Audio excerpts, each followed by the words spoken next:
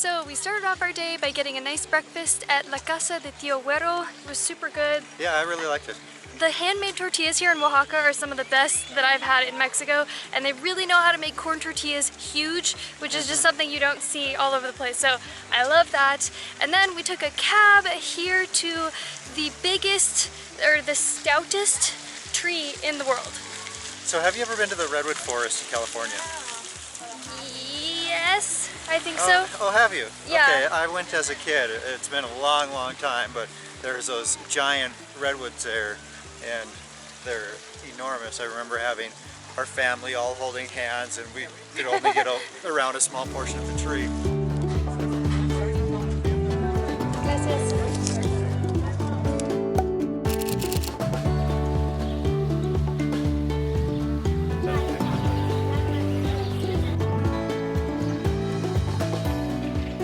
So what are your first thoughts of this humongous tree?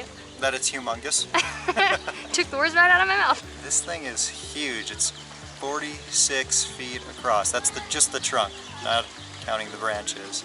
And they don't know exactly how old it is, but it's estimated to be somewhere around 1,500 years. They initially thought it was multiple trees, like fused together, but DNA testing has proved that it's just one tree. Tree-NA testing? Tree-NA testing. Good one. Before we do anything else, I see this bell right here, and I'm gonna ask you a favor. Can you gong it at all? Oh! Do it again, harder. Do you want me to break my hand? Is it that hard? Ow, it's really hard. Okay, well, what I was going to ask you is please subscribe to our channel and gong that bell, but don't gong it too hard because that actually really hurt. I'm probably gonna have bruises on my knuckles. I warned you. So here's a sign that says forbidden branches of the tree, and I'm not really sure what's forbidden about them. Looking at them, smiling at them, jumping around them, Sing pretty music to them. gong the bell around them. In 1990, approximately 30 years ago, it was actually reported that this great big giant tree was slowly dying, but I don't know what the update on that is. It looks alive and well to me. I don't see any like dead branches on it or anything. It's crazy that a tree could live this long and survive something like whatever it was in the 90s, drought or something, whatever. Huge tourist attraction here though. Would you recommend people coming here? So the cab ride to get here was 120 pesos. He shorted us in change, so it was actually 130 pesos. And it's only 10 pesos to get in. I'd say, yeah, this is totally worth it. There's like a garden by here. There's tons of artesanías and vendors and things. So I think it's worth it. Yeah, and you can take buses and get here a lot cheaper. Yeah, buses or colectivos. What do you think? I think we should get one of these for Alaska. Oh, I didn't see where that was going. Yes, how cute would that be? Oh. Do you think they'll custom make one to fit her? I'm sure. With like a tail hole? I'm sure. Oh, with a tail hole. Oh my gosh. Oh, so cute.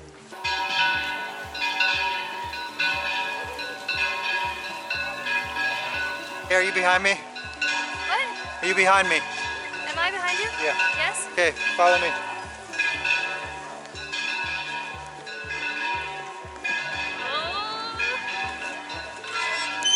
Oh, are you serious? Get the heck out of here with that. El Centro of El Centro. What is the name? Mercado Gastronómico El Tule. So we decided we wanted to get something to drink, and Jordan found something to eat at this mercado. It's actually A food market? Food market, yeah. It's actually a little bit different than many that I've seen because It's way different.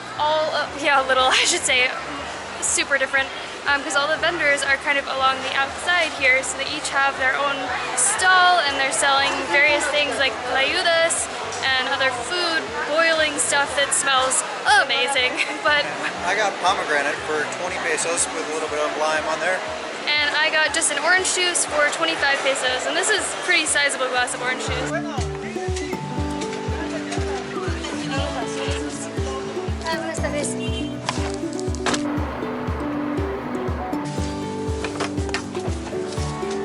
Gracias. Oh, yeah, that was getting really hot in there. Yeah, it felt so much better once I put the window down. So we just took another cab back to the Zocalo of Oaxaca. I find myself wanting to come back here as often as we can because it's just so lively. There's so much happening, vendors everywhere, often people playing instruments, or like this guy over here is singing, live music. So we're grabbing a little something to drink, coffee, an afternoon pick-me-up, and just gonna people watch a little bit.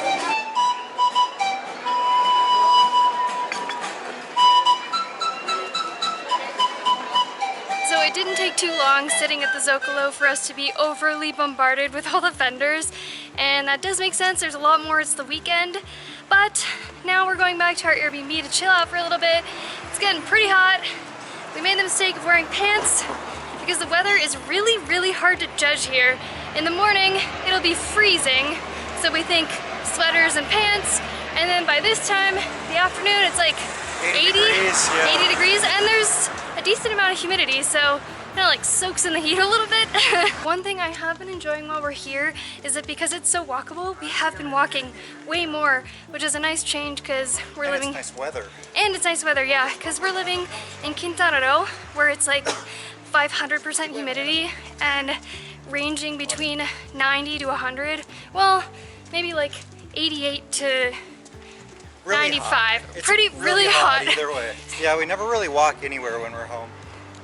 No, definitely not. It's just too hot, too sunburny. Unless it's the right time of year, but during the summer like it is now, no. Yeah, not a chance. Sit.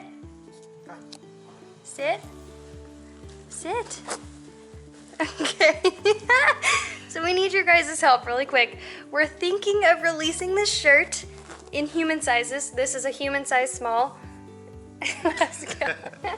Laska's just modeling it for us. We're thinking of releasing this on tangerinetravels.com. It says tacos, tequila. As you can see, it doesn't fit the dog very well. Laska. This is optimized for a human chest, yeah, not a dog chest. Tacos, tequila, Tangerine Travels with little check marks. Let us know in the comments if you would like to buy this because it's not currently there yet, but Laska thinks it should be. Laska's actually not very happy to be wearing this shirt. Oh, but you look so cute. I think it looks good on you, Laska. I think it does too. Tangerine is your color.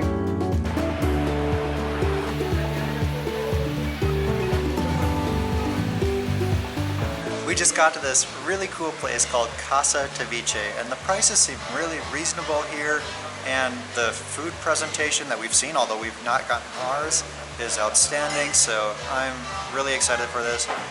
We've been doing a lot of food trying in Oaxaca, but I'm pretty sure that's one of the main things that you should do because it's just so different than anywhere else in Mexico.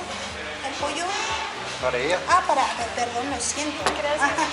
Muy bien, ¿usted? Portobelo. ¿Sí? Sí, Muy bien. exactamente. Gracias. De nada. Provecho, ¿eh? So I've tried mole before coming to Oaxaca and I was never a fan of it. But this looks really appetizing, the presentation's excellent, so I'm excited to dig in and give it a try. It's really good. 5 stars for this place from me. How about you? So this, I believe, is just kind of like a roasted chicken with a chipotle sauce. I don't know what it is about Oaxaca. They know how to do sauces. Oh. Thank goodness they have this roof that slides across because the heavens just opened up and it is raining like crazy. Typical afternoon in Oaxaca, it seems like. That place was seriously amazing. When all is said and done, we left 300 pesos and that included both of our drinks and a plate of incredible food. So far, of all the places we've eaten here, if I had to recommend one place, it would be that one. It was so good and such a great value for your money. So we can't leave Oaxaca without getting some type of hand-painted wooden something, or in this case, it's a shell, or what? Well, it's a wooden shell, but it has the name of Lorena, who made this, who is the vendor's mother, and she is from the small town outside of Oaxaca where alebrijes are from. One note of clarification, the original alebrijes were actually made of paper mache and originated in Mexico City. However, a man named Manuel Jimenez pioneered the wooden adaptation of alebrijes in Oaxacan towns such as the one we're talking about here, San Martin Tilcajete. When you just look at these, there's so much detail that goes into hand painting each one down to every last dot. For this, we paid 130 pesos. Yeah.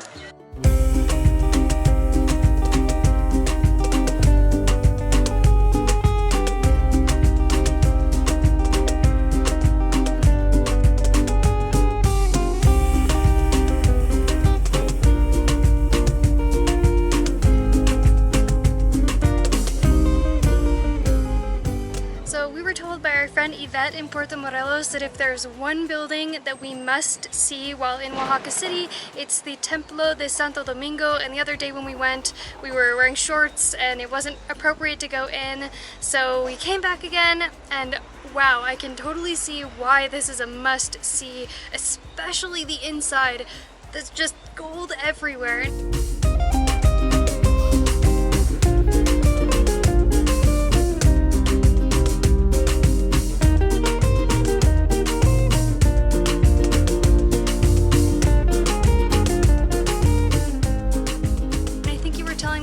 It took over 200? It took 200 years to build. 200 years. Can you imagine any modern day building taking 200 years? You would have to go into that knowing, I'm starting this construction project, but I'm not going to finish it. Or maybe you'd be the one to finish it. It's just crazy.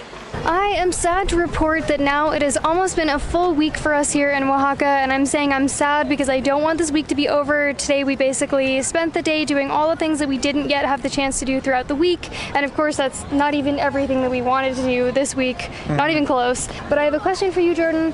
What's that? Now that we've been here for almost a week, what do you love about Oaxaca City? What do you not like? Would you come back here? Would you live here? Would you recommend it? Okay, that's a lot of questions. Let me just start with what I did and didn't like. The didn't like is much shorter list. So first of all, when booking Airbnb here, there just weren't a lot of good options. There's a lot of options, but they're all lower end, and it's more so just a place to sleep and shower. Or you said there were just too many red flags. Yeah, and then I found what I thought might be a couple of good ones, and then there were just red flags on them. If you've seen our Airbnb video, which we'll link above. So essentially, like, we've used Airbnb enough that we know in people's reviews or the pictures or the description of the Airbnb what's going to be a bad one versus a good one. And one thing in particular is when all the reviews are saying, oh, this host was so great, we loved our host was amazing, and yet they don't say anything about the place. You know what that means? That means they got to know their host, they didn't like anything about the place, but didn't want to leave a bad review, so they just talk about the host. And we've seen that many times over and over in our travels. But what else didn't I like? I would have preferred for there to be Uber. There isn't. You have to take cabs or other public transportation. We took taxis a couple times, and although there isn't Uber and taxis get a bad reputation a lot of places, we didn't feel like they were trying to gouge us when we did use them, so at least there's that. It's just nice to have the option, I think, because that removes the potential to be scammed, because just throughout our travels internationally, we've just been scammed by cabs. I'm sure everyone knows how it goes with that. One more big thing was that on some streets, the pollution, especially from buses, is very noticeable. So it's not, there's some uphills, there's some inclines throughout the city, and I think it was just on those streets where it was a significant incline that if there's buses going up them, cars and everything, they're letting off so much exhaust that our lungs, our throats were like burning by the time we got to the top.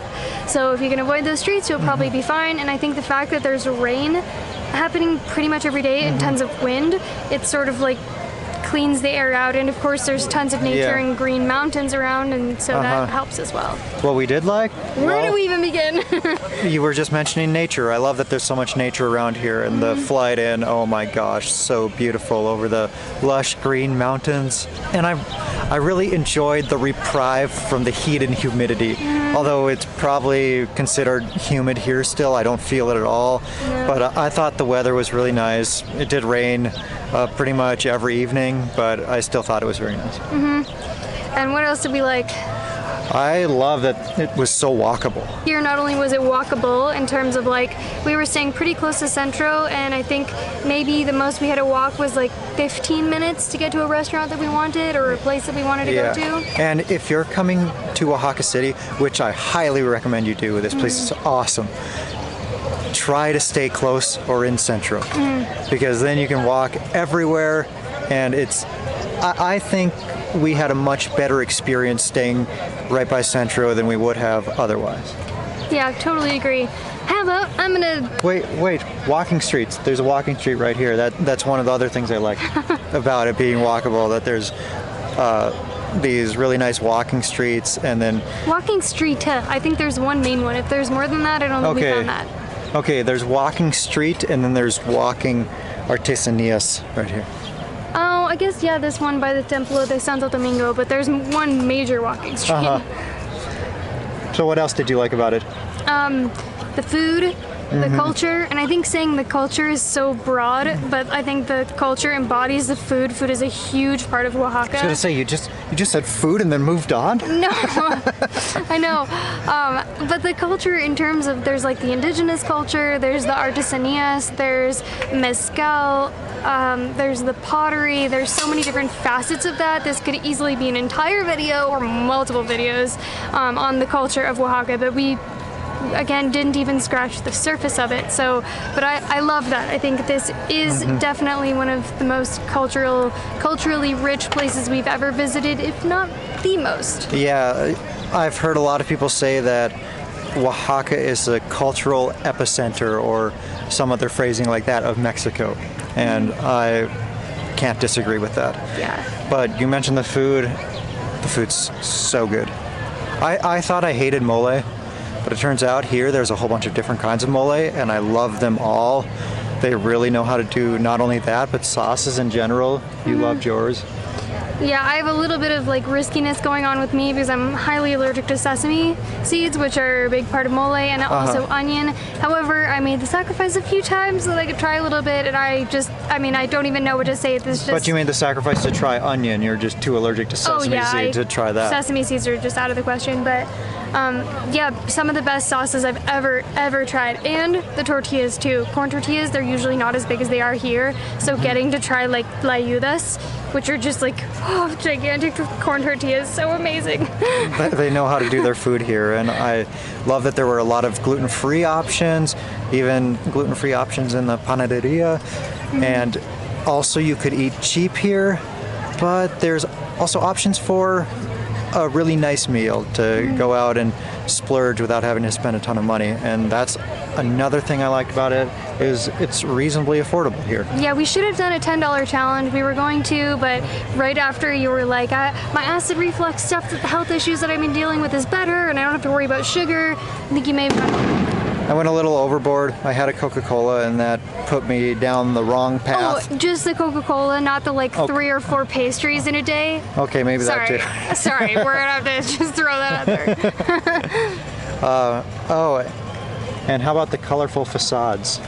Oh, I love the architecture here, and we met someone who said that since this is a UNESCO World Heritage Site? Yeah, exactly, that they're only allowed to use certain color combinations and only 2 per building, but you would never guess because it's so colorful, and I love that. I think even a drab city can look so much nicer with splashes of color everywhere. Oh, yeah, totally. That's one thing I wish Puerto Morelos had.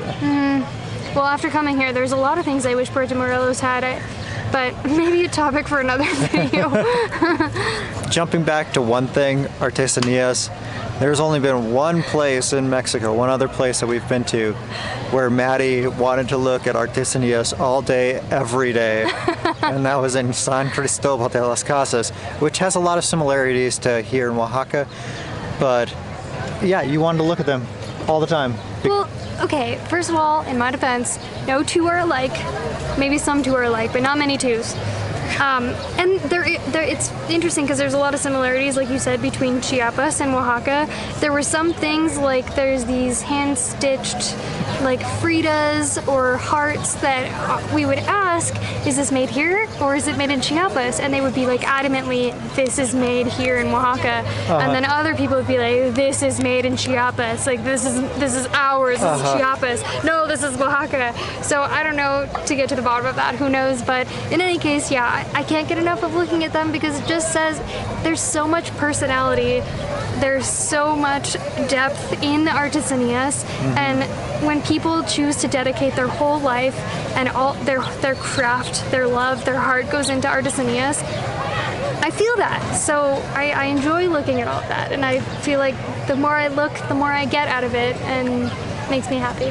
And normally, I don't give a care about I don't care at all about looking at this stuff, but here, especially with the alebrijes, the colorful painted wooden animals, I really enjoy looking at that. Going into a room full of those, it just lights up my face because it's so colorful and vibrant. So is there anything else that we forgot to mention so far?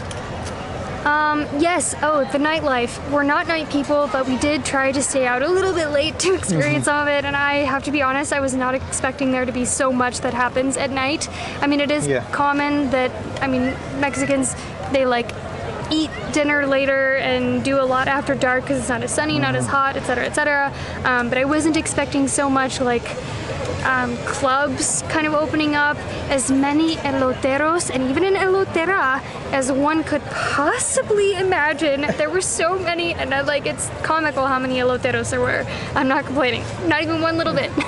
Yeah, you come out to the walking streets at night or to Centro, and there are so many people out. From young to the old, rich to poor, everyone comes out and just enjoys life, enjoys hanging out outside. You made the comment last night, it feels like daytime except there's just no sun. Yeah. Because it was so lively. Yeah, as if it were daytime, just where the sun wasn't up, because it doesn't feel like anyone's tired, it doesn't feel like anyone's going to bed, the stores are not closing, the restaurants are not closing. In fact, more opens up than you possibly realize is even a business or an anything. And tons of vendors throw their blankets out with all their products on it at night. Including something that we had never seen before, which is children who are doing their little artwork pieces and putting them out there with rocks to hold them down. Never actually saw anyone buying them, but I do think, I don't know, never seen that before. It's kind of interesting. Thank you guys for watching. This was our week in Oaxaca. If you like this video, give it a thumbs up and send it to a friend who you may want to come to Oaxaca with. Please subscribe to our channel if you want to see more Mexico videos that we are creating, and also travel videos that we're making throughout the world. And one more thing, please. Una cosa muy importante.